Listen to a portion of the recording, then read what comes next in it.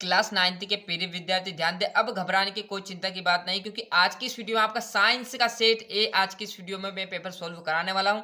यदि अच्छे से अंक चाहिए तो पूरा पेपर यहां पर मैंने टिक मार्क कर दिया, रट डालो कुछ भी करो। पर वास्तव में यदि चाहिए तो हिंदी के साथ साथ मैंने जिस प्रकार इंग्लिश और हिंदी में आपकी मदद की थी, उसी प्रकार आपका विज्ञान में 100% मदद करने वाला हूँ। यदि जिस विद्यार्थी ने देखा होगा हिंदी और इंग्लिश का पेपर तो 100% आया था, उसी प्रकार ये भी आपका पेपर आने वाला है। तो पदार्थ की कितनी अवस्था? 3। फटाफट आप तो देखिएगा। गलनांक पदार्थ में आपका ठोस आ जाएगा। सर्वाधिक मिश्रण गुण वाला पदार्थ आपका गैस।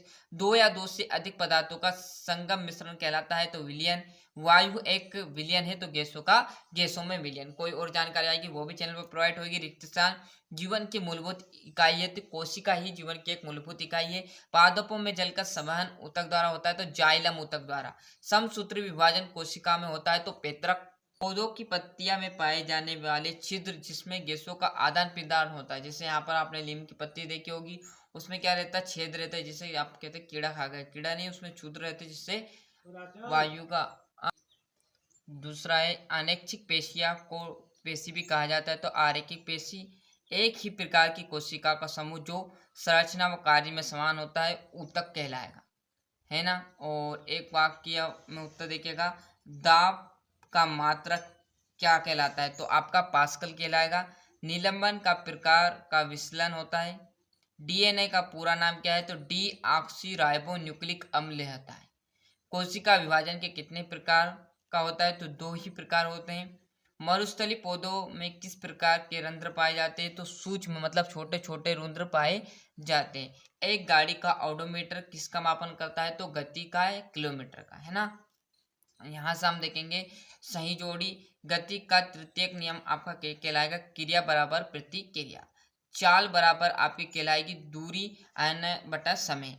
त्वरण जो रहेगा वो आपका वेग में परिवर्तन के लिए किया जाता है। गुरुत्वीकरण मतलब आपका जो चौथा प्रश्न है वो स्वतंत्र रूप से गिरती हुई वस्तु। जड़त्व आपका पांचवा। गति का प्रथम नियम। गति का द्वितीय नियम आपका क्या कहलाएगा? F बराबर ma।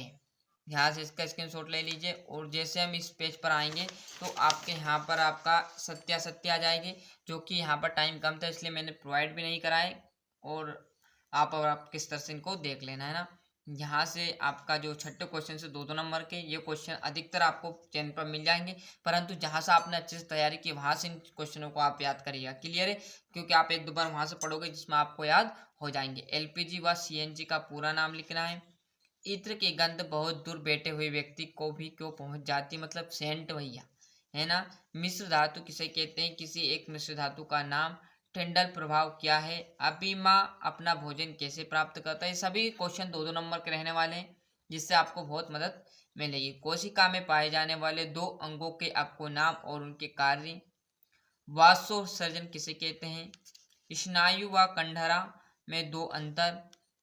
बड़ी ही आसानी से आपको यहाँ पर पेपर प्रोवाइड होगा।